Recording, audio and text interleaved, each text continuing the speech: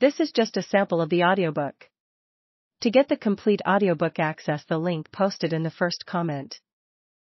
Gemma had walked out because she had discovered me cheating with another woman. I repeated the story to Ian Compo Greenslade, my best friend and best man.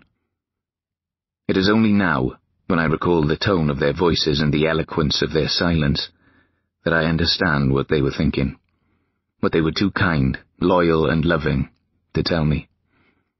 Come on, Alfie, you can't keep this going much longer. I was in too deep. I felt I had no option but to retreat into my delusional world where I kidded myself that I was able to fool all of the people, all of the time. I had not dared to be true to myself for so many years. The word gay still made me shudder. It had terrorized me from my late teens when I first played along with the idea I was one of the lads out on the pole with a belly full of beer. I could play the role of macho man to order. It was only when I was alone that I could acknowledge the truth to myself. I was sexually attracted to men. I could suppress my urges, but they needed to be fulfilled. I could subdue my fears, but they never left me. The rest, the international career, captaining Wales and the Lions, was just window dressing. Until I was honest, irrespective of the consequences, I didn't deserve the privilege of looking myself in the eye.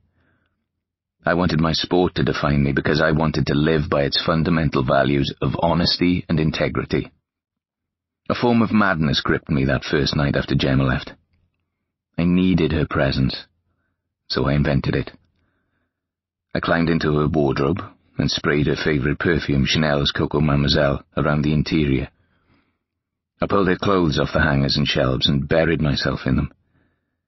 In my warped state of mind, it was my only way of getting her back. I sensed her spirit, savoured her scent. I was in her space, her sphere. I missed her so badly and hated myself for what I'd inflicted on her.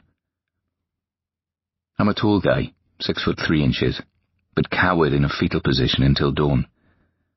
Cramped and claustrophobic, I stared determinedly into the darkness because I was too scared to go to sleep. Whenever I closed my eyes, even for an instant, I'd see a series of nightmare images projected onto an imaginary screen. They were slow-motion scenes of the destruction I had caused, the mayhem that was about to engulf me. If I blinked, it felt like an eternity. I saw my friends and family crying because I had killed myself. There was a single word set into a screaming headline. Why? I was dead, but had still not been spared the ramifications of my death. Gemma, her parents, my friends, my teammates, every time I closed my eyes, they would be there. I heard them. What a selfish fucker. Everything he's ever told us, everything he's based his life on has been bullshit. We watched his back. We helped him out. It was continual. It reminded me of the sequence in the film of Charlie and the Chocolate Factory, where Gene Wilder's group is in the boat on the Chocolate River. Images appear on the ceiling of the tunnel along which they are travelling in a trippy, hallucinogenic way.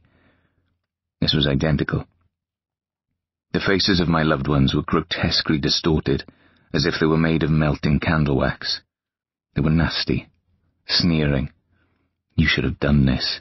You shouldn't have done that. You should have been honest. You should have been truthful. The solution, the fool's way out, was waiting to be discovered the following morning in a pantry on the way to the garage. It was where I kept my boots, trainer's kit, and the odd bit of exercise equipment. There, on a shelf, were bottles of spirits and liqueurs. We used to store them, along with a few boxes of wine and several slabs of beer in case we had a party. Friends used to come over regularly to visit in the summer. They'd bring booze, chill by the pool, and have a nice holiday. We loved their company. I never usually drank at home.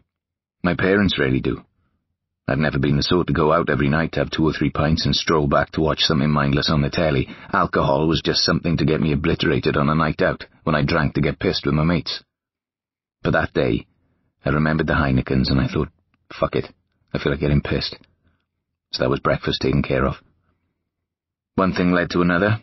I found the vodka and discovered that by taking a couple of paracetamol tablets with it, I could lapse into a sort of sleep for 20 minutes or so. The witches were still waiting for me when I woke up, but they weren't so cruel and caustic. Everything was a little mellower, a little easier. Then the demon started to befriend me, whispering, "The more you take, the easier things get, the more chill."